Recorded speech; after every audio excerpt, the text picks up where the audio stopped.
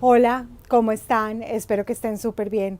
Soy Claudia y hoy con la quinta entrega de la Historia Universal Legislativa del Aborto.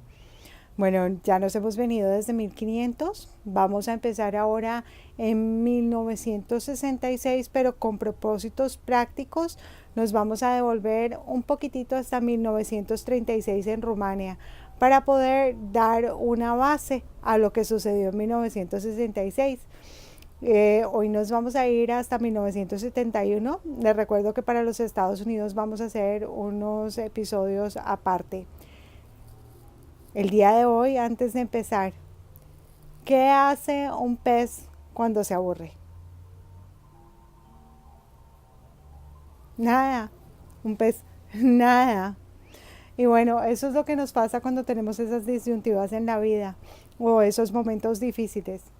Si no hacemos nada por estar aburridos, puede que la situación empeore o se complique. Y si aprendemos a nadar, podemos tomar soluciones inteligentes. Y en este caso de eso se trata con la historia o con el estudio de la historia, porque el que no ha estudiado la historia está condenado a repetirla. O igual en la historia hay buenos ejemplos que nos dan principios. No necesariamente lo que funcionó ayer va a funcionar hoy, pero sí nos da un principio de actuación. Entonces, comenzamos. Vamos a Rumania.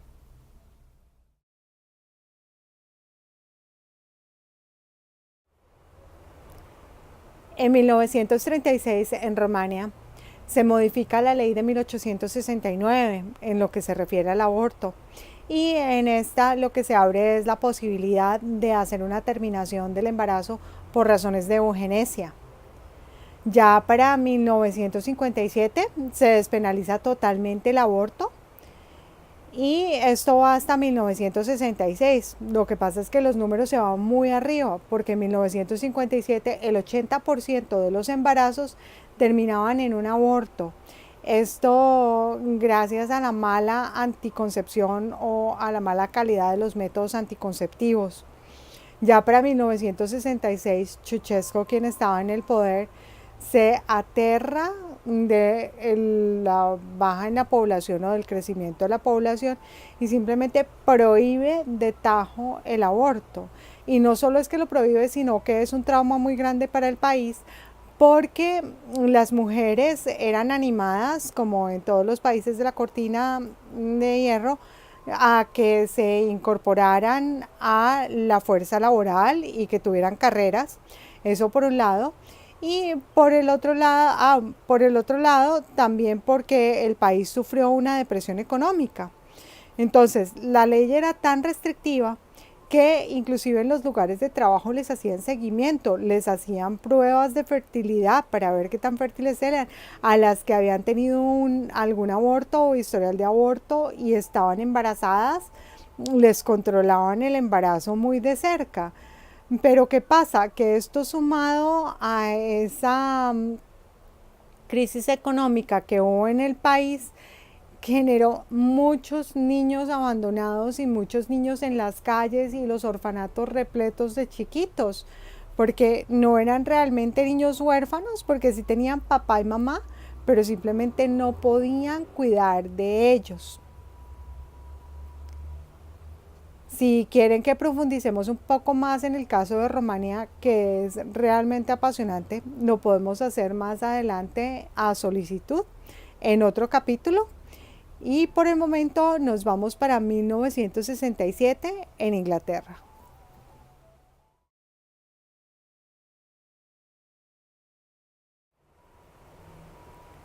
En el Reino Unido se modifica la ley del aborto en 1967, dando la oportunidad a que el sistema público ofreciera aborto hasta las 28 semanas de embarazo, completamente despenalizado si había la buena fe de dos médicos que avalaran el mismo.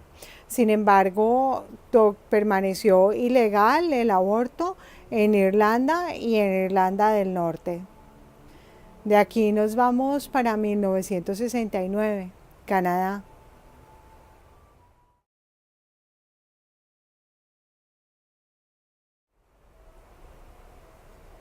En el Canadá, en 1969, se despenaliza el aborto si el embarazo está poniendo en riesgo la salud de la mujer embarazada o de la madre. Lo que pasa es que el término salud no se especificó en la legislación. Sin embargo, lo que sí era muy específico es que aborto o interrupción artificial del embarazo podía darse con el aval de un comité terapéutico compuesto de 3 médicos que avalaran el procedimiento. De aquí entonces nos vamos también 1969, Australia, donde se hizo historia en cuanto a los principios.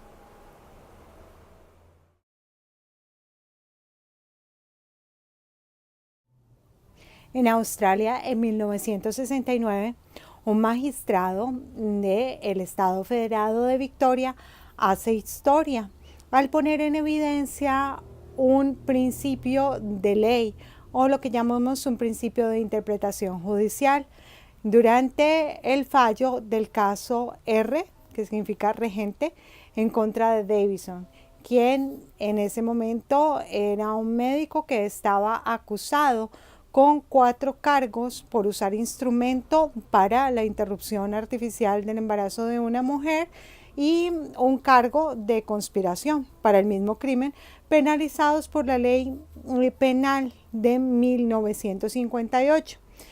Ya cuando llevaban 8 días en el juicio, el juez Mengenit decidió emitir su fallo justo antes de que la fiscalía llamara a un perito médico que podía impugnar el caso en cuanto a las pruebas. Entonces, en lo que se pronunció en ese momento fue en lo que decía la ley. De hecho, el texto provenía de otra ley de Inglaterra y ya para justo ese momento se había promulgado la ley del aborto del Reino Unido, que definía muy bien lo que era la palabra legal en cuanto a legal para el aborto. Pero resulta que la ley de Australia solo mencionaba en todas partes la palabra ilegal, instrumento ilegal, maniobra ilegal. Entonces el juez Mengenit dijo, nunca se ha definido aquí lo que es ilegal, poniendo, vuelvo y digo, en evidencia un principio de interpretación judicial. De aquí nos vamos para la India, la ley del aborto de 1971, que en su momento fue revolucionaria y sobre todo para el país como estaba.